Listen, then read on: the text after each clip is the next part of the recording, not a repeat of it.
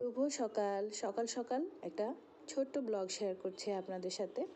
আসলে সকালবেলা উঠে রেডি হচ্ছিলাম আর ভাবছিলাম আজকের দিনটা কেমন যাবে। এত দারুণ একটা দিন কাটবে এক্সপেকটেশনের বাইরে ছিল। কারণ কি জানেন, এর আগে আমি যতবারই কোনো ট্যুর প্ল্যান করেছি খুব বেশি আয়োজন করে কিংবা এক্সপেক্ট করে অনেক বেশি প্ল্যান করে সবগুলোই ফেল হয়েছে। সাডেন প্ল্যান যেগুলো হয় না, ওগুলোই সবসময় হিট হয় আর কি। যে ওইটা করব এটা করব, অনেক দিন আগে থেকে একটু একটু প্ল্যান করে যেগুলো করা হয় ওগুলো আসলে কিছুই হয় না।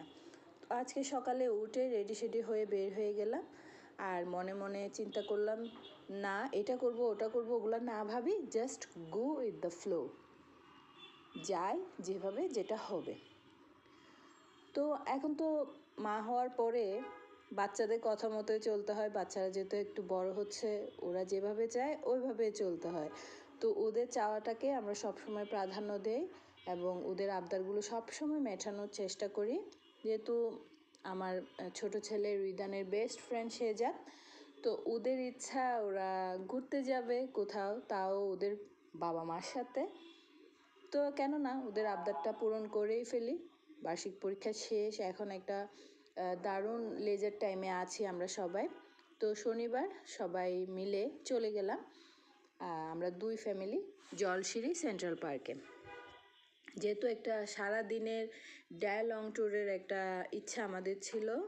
আমরা আবার মা দুইজনই, আমরাও ফ্রেন্ড, আমরা আবার ম্যাচিং ম্যাচিং ড্রেস পরেছি আর শেহজাদার রিদানকেও ম্যাচিং ম্যাচিং ড্রেস পরিয়েছে।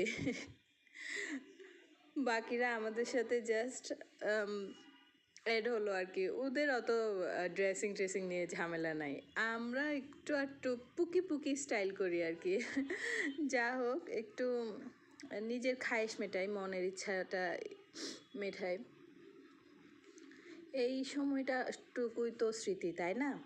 তো আচ্ছা, জলশিরি পার্ক ঘোরা শেষে দুপুরের লাঞ্চটা কোথায় করলাম সেই গল্পটা তো করাই হয়নি।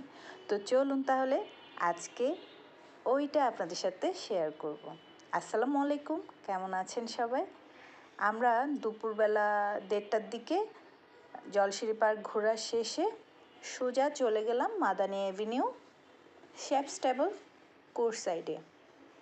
আগে আমরা মোটামুটি একটা প্ল্যান করেছিলাম ওখানেই দুপুরের লাঞ্চটা করব।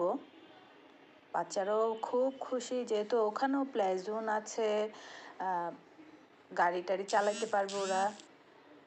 তো আমরা গিয়ে আফগানি প্লেটার অর্ডার করলাম, এটা 1:6 ছিল। আমরা এক্সট্রা নান, কাবাব আর ভাত আবার অর্ডার করতে হয়েছে। ওরা আমাদেরকে বলেছিল 1:6 মানে হিউজ খাবার হবে, ইজিলি 8 জন শেয়ার করা যাবে।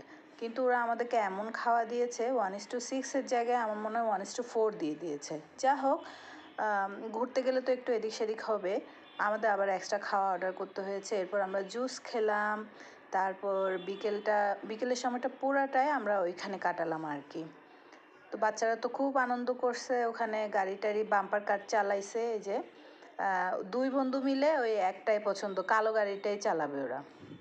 এখন ওদের অবস্থা দেখে যে পরিদর্শক ছিল সে বলল ওই কালো গাড়িটা চালানো যাবে না, পরে আবার ওরা আলাদা আলাদা গাড়ি নিল।